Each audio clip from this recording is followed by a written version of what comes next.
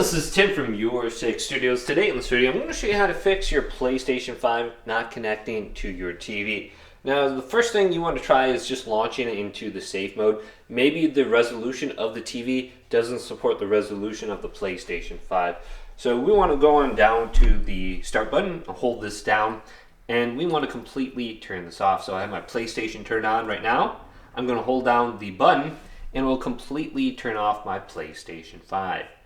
Then there will be no blinking lights down here. It will be off completely. It won't be orange or red or anything like that. And then we need a USB cable that's plugged into our PlayStation 5.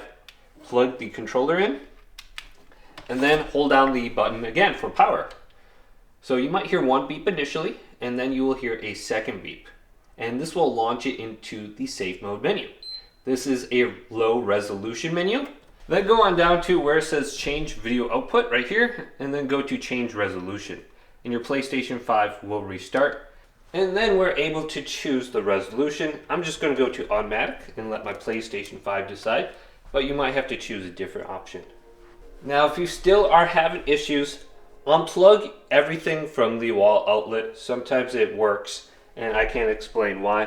So go to your PlayStation, unplug this from the wall outlet, then also your TV, and then you could also just flip the power strip and turn everything off and leave it unplugged for at least 1 minute, and then you can plug it back in again.